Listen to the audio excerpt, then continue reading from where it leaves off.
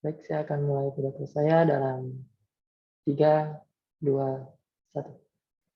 Seperti yang kita tahu pada saat ini di status quo, pengeluaran pemerintah itu adalah tidak efektif dan juga tidak efisien. Sehingga Dewan ini percaya bahwa Bank Sentral harus menetapkan batas pengeluaran pemerintah guna mengatasi permasalahan yang ada di status quo, yaitu pengeluaran pemerintah yang tidak efisien. Lalu, kenapa pengeluaran pemerintah ini dikatakan tidak efisien? Karena pada saat ini terbukti bahwa utang kita di negara kita setiap tahunnya bertambah semakin banyak tanpa adanya pembangunan yang signifikan menyebabkan kesejahteraan kepada masyarakat secara lebih luas. Sehingga kami menawarkan mekanisme baru, yaitu dengan adanya pembatasan, di mana mekanisme ini akan berjalan dalam 3 tahap.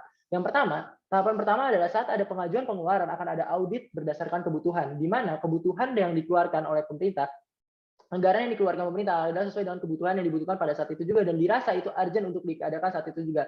Yang ada saat ini adalah pengeluaran pemerintah itu tidak sesuai dengan urgensi yang ada, seperti halnya pengadaan gorden yang sangat mahal oleh DPR dan lain-lain. Lalu yang kedua adalah pengkajian berdasarkan efektivitas dari proyek. Selain itu dibutuhkan, tentu juga efektivitas akan dipertanyakan juga oleh Bank Sentral nantinya. Kenapa? Karena pada saat ini terjadi, efektivitas ini seperti halnya yang kita tahu adalah kereta cepat Jakarta dan juga Bandung. Apakah itu dibutuhkan? Tentu saja itu dibutuhkan. Tapi apakah itu efektif dengan harganya yang sangat mahal? Itu yang akan dipertanyakan nantinya. Lalu yang ketiga, plan pengeluaran jangka pendek, menengah, dan panjang yang lebih matang lagi. Memang saat ini sudah ada plan seperti itu. Namun menurut kami di sini bahwa plan yang sudah dikeluarkan oleh pemerintah dalam mengeluarkan anggarannya itu sangat tidak efektif dan juga tidak sesuai dengan hal tersebut, di mana hal yang seharusnya diadakan dalam jangka panjang diadakan dalam jangka pendek, hal yang seharusnya diadakan dalam jangka pendek tapi ditunda-tunda terus menerus.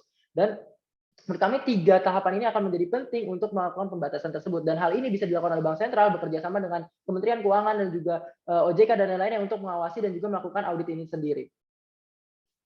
Lalu masuk ke dalam argumentasi kami, di mana argumentasi kami di sini akan dibagi jadi 2 hal. Yang pertama masalah justifikasi, lalu yang kedua masalah urgensi kenapa hal ini penting untuk dilakukan. Justifikasi yang pertama adalah datang dari Bank Sentral berhak dan juga sudah seharusnya melakukan pembatasan ini. Di mana seperti yang kita tahu bahwa Bank Sentral adalah aktor yang berkuasa membuat kebijakan ekonomi dalam suatu negara secara makro dan berkoordinasi dengan Kementerian Keuangan untuk kebijakan secara mikro. Sehingga Bank Sentral memiliki kepentingan untuk menjaga stabilitas ekonomi dalam negeri, di mana stabilitas ekonomi dalam negeri ini hanya akan tercapai apabila pemasukan dan pengeluaran pemerintah itu seimbang atau masih dalam rasio yang wajar. Pengeluaran pemerintah itu sendiri adalah biaya yang dikeluarkan oleh pemerintah dalam bentuk APBN, dalam melakukan pembelian, pembangunan, hingga subsidi demi kesejahteraan masyarakat. Yang kedua, pendapatan pemerintah adalah uang yang diterima pemerintah yang pada saat ini paling banyak berasal dari utang luar negeri maupun dalam negeri, pajak, dan juga pendapatan bukan pajak. Nah, yang jadi masalah di sini adalah pada saat pengeluaran pemerintah itu tidak efisien, di mana pengeluaran pemerintah tidak sesuai dengan pendapatannya, maka akan terjadi kebangkrutan dari negara itu sendiri. Kita ambil contoh nyata yaitu negara Sri Lanka, di mana negara Sri Lanka mereka banyak melakukan pengeluaran yang sebenarnya baik dengan dalih pembangunan seperti pembangunan pelabuhan, fasilitas-fasilitas publik dan lain-lain, namun dengan cara berhutang kepada negara Cina, di mana pada akhirnya saat mereka tidak mampu membayar bunga yang diberikan oleh pinjaman tadi, maka mereka akan mengalami kebangkrutan seperti yang terjadi saat ini. Dan kita tidak mau hal tersebut terjadi di negara kita. Oleh karena itu, penting untuk menjaga stabilitas ini dilakukan oleh Bank Sentral, maka Bank Sentral harus melakukan pengawasan terhadap pengeluaran pemerintah secara lebih ketat lagi. Masuk ke dalam argumen kami mengenai urgensi, di mana ini merupakan solusi dari permasalahan yang ada di status quo yang seperti saya jelaskan tadi, bahwa pengeluaran pemerintah saat ini tidak efisien. Mengapa tidak efisien ini merugikan? Ada 3 hal yang penting untuk kita garis bawahi. Yang pertama, pengeluaran yang tidak efisien ini akan menjadi pengeluaran yang tidak tepat sasaran ataupun tidak sesuai urgensi. Di mana seperti yang kita tahu bahwa kita punya proyek-proyek seperti proyek Hambalang dan juga proyek-proyek yang nanti akhirnya itu tidak berjalan sesuai dengan sebagaimana mestinya.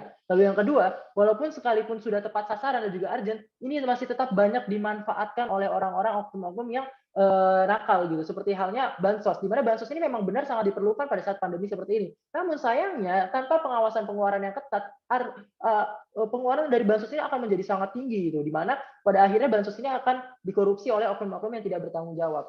Lalu yang ketiga, di mana pada akhirnya kenapa ini merugikan, karena yang menanggung beban dari utang-utang tadi, dari pinjaman tadi yang seperti saya katakan bahwa pengeluaran ini berasal dari pendapatan ini berasal dari pinjaman dan juga pajak, ini akan membebankan kepada masyarakat secara lebih luas, di mana masyarakat harus membayar pajak lebih mahal lagi, PPN naik dan lain-lain naik, harga barang naik, subsidinya berkurang dan lain-lain. Ini akan merugikan masyarakat. Padahal kita tahu bahwa saat ini di Indonesia sendiri kita memiliki 67% masyarakat yang hampir rentan miskin, di mana jika mereka mengalami kesulitan seperti pandemi seperti ini saja, mereka sudah sangat kesulitan, apalagi dengan diperburuk masalah ekonomi yang di mana pajak naik ataupun harga-harga naik lagi.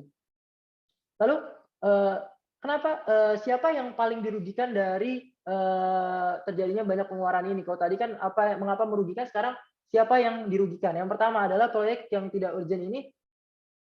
Proyek yang urgent ini tidak berjalan sebagai mestinya, di mana akan menjadikan masyarakat menjadi tidak percaya lagi gitu kepada pemerintah, di mana ini juga akan merugikan pemerintah. Salah satunya seperti contohnya proyek Hambalang dan lain-lain yang pada akhirnya membuat masyarakat punya stigma negatif terhadap pemerintah, bahwa pemerintah ini buang-buang uang saja gitu. Pemerintah membuang-buang uang dari pajak masyarakat, di mana masyarakat itu berhak atas pajaknya itu sendiri, bahwa masyarakat berhak untuk menikmati fasilitas yang diberikan oleh pemerintah dari pajaknya sendiri. Tapi jika hal ini tidak terjadi ataupun hal ini tidak menjadi tepat sasaran, ini akan menjadikan kemarahan dari masyarakat itu sendiri, dan pada akhirnya mungkin masyarakat akan enggan membayar pajak dan lain-lain.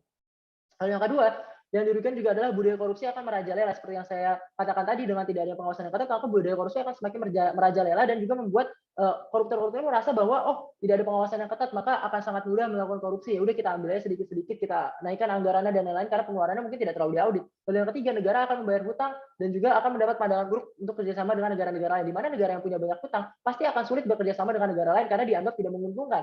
Nah, hal ini tidak ingin terjadi terhadap Indonesia, misalkan karena kita tidak ingin dengan banyak hutang kita, negara lain menjadi tidak ingin bekerja sama dengan kita karena dianggap bahwa kita hanya akan merugikan mereka saja. Lalu yang keempat, dengan tidak ada kerjasama antar negara juga kemungkinan besar investor akan hilang, di mana investor ini pasti akan sangat mengawasi bagaimana keadaan ekonomi suatu negara.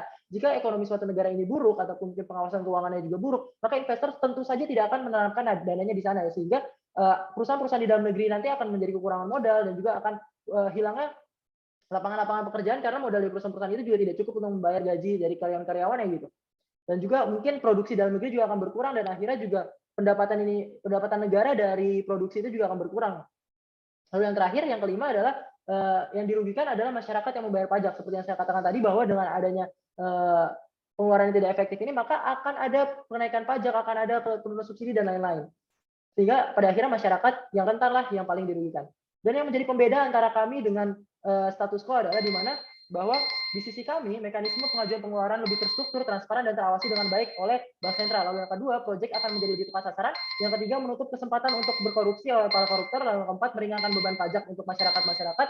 Lalu yang terakhir juga menjaga aktor rentan kita, yaitu masyarakat yang miskin. Terima kasih.